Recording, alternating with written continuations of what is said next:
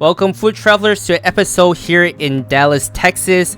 In this episode, we're headed to a restaurant called Hurtado BBQ, and they are located. And the location that I went to is in the Arlington part of Dallas, and they are a Central Texas style with a Tex-Mex twist, and they are open from Wednesdays to Sundays from 11 a.m. to 5 p.m. or until they're sold out.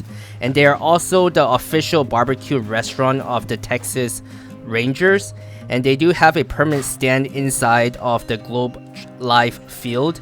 And in their first season of partnership with the Rangers, they actually won the World Series that year.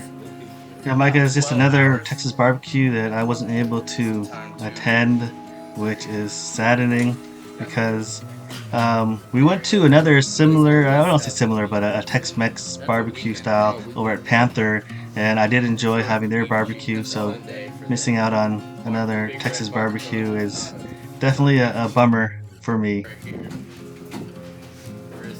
Yeah, so I got here later in the day. I actually didn't come here right at the beginning of their opening hours. Watching, you know how a lot of the Texas barbecue that we went to, Simon, usually we come and line up right bright and early before they open. But for this one, seeing that their operation hours are much longer and much later, and they do have multiple locations, I felt like I didn't have to come here right at the beginning, which, even though I came here later in the day, I think it was around 1 p.m., they were still very busy. There was still a pretty long line of people coming in here. And when I was talking to one of the pitmaster guys back there, and that's actually something I did first, was go down to where they were cooking the meat first, and they were saying that they do have beef ribs, which is a weekend thing, and the beef cheek is just a Sunday thing. Yeah, I saw the beef cheeks through the video of the clips you had. How was that? That's something that I really enjoy. I used to get tacos, and if there's beef cheeks that are available, I'll add the beef cheeks rather than having kind of the other meats, but I really do enjoy beef cheeks. Yeah, so as I said, beef cheek is a Sunday thing. I didn't come here on a Sunday, so I didn't get to try those beef cheeks. So I guess next trip when we both come here, we could try it together. Okay, that's something to look forward to, since now we know Sunday has to be a target for us, so we can grab those. But I guess, because in my mind, it's always kind of tied to Panther since it's a Tex-Mex. How would you say the comparison between the two? It's definitely different. I think this one is more, I guess, more Mexican style, I would say. In terms of, they have a lot more taco choices in this one, I think, compared to Panthers. And their ordering process was pretty interesting too, and different from a lot of the Texas barbecue places we went to. So they actually have somebody right at the line where you're seeing them cut up the meats and everything, and they take out your order while you're waiting to go to cashier portion. Yeah, I think one of the things, at least when we were at Panther, we didn't get the tacos, which they're very popular for, and so I would really love to be able to try both the tacos at Panther and here and kind of see how both compare to each other. Personally, I kind of looked, when they were cutting the brisket, it looked kind of thin. How would you say it was as you've had it?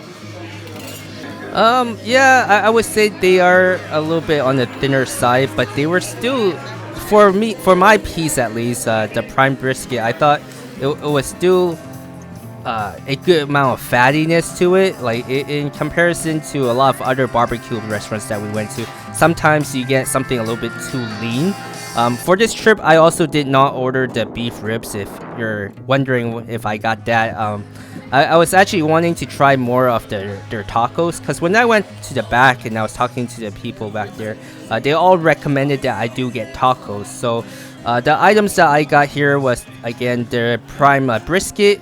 I got spare ribs, I got pork belly, burnt ends, and I got the Texas Twinkie and birria tacos. And for the sides, I got the creamy red slaw, and for dessert, I got key lime pie. So before I came to this barbecue restaurant, I saw that they had something called the Texas Twinkie, and that actually like it popped up for me, and that was something I really wanted to try.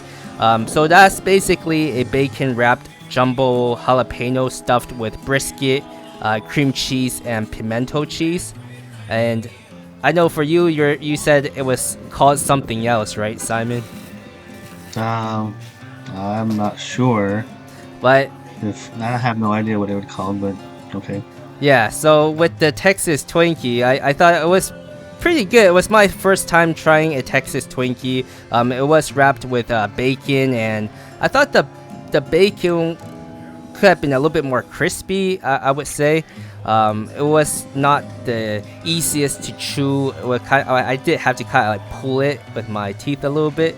I guess if you're comparing to like a actual Twinkie, it should just be really easy to bite off, and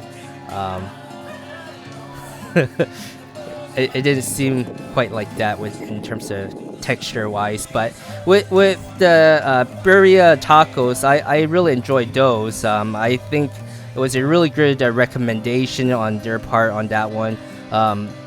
There's a lot of brisket to it. It's not like your normal tacos where you could feel like it feels like you could eat like 3 or 5 of them in one sitting. And I think with this, the ones that they have here at this barbecue restaurant, they actually packed it in with so much meat that maybe 2 max per person. And I enjoy a red slaw, and I'm curious if this one was kind of on the creamier side, or if it had them a little more sour tang with kind of the vinegar side of a slaw. I think it was more creamy with a little bit of hint of tang, but I felt like it was just okay. It wasn't like something that just pops in my mind when I was eating the slaw. It was good as a side to cut down all the meat and everything, but it wasn't that special to me. And here, watching you eat through the brisket, to me, like I think as I mentioned earlier, and I don't know if you quite understood when I said that looks like they cut it really thin, like the slices that they cut in, and it looks thin to me. Yeah, I'm not quite sure what you mean by it's too thin, because we've had a lot of brisket. The brisket. Yeah. So the brisket itself, so when you have the thickness, right, when you're going through and you're cutting slices off of the main brisket meat and getting the slices, to me, it just seemed like they sliced it extra thin compared to other places we've been where the slices were a little bit thicker.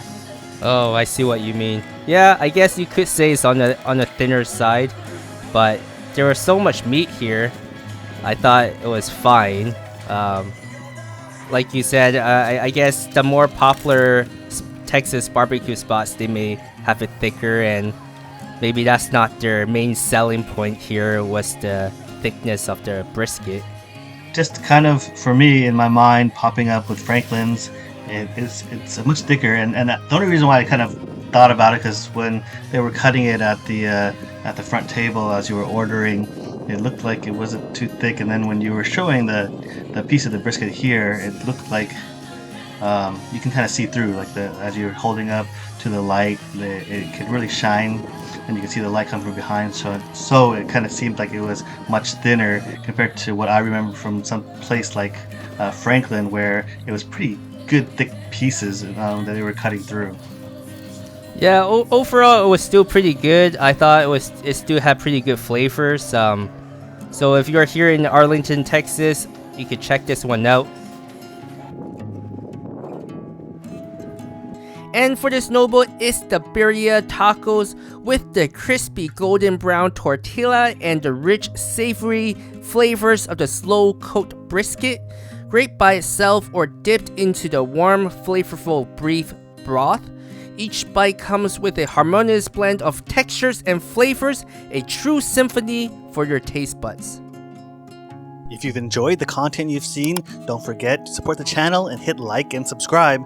And if you want to see additional pictures of food and our travels, go over to our Instagram page and follow us there. And thanks for watching.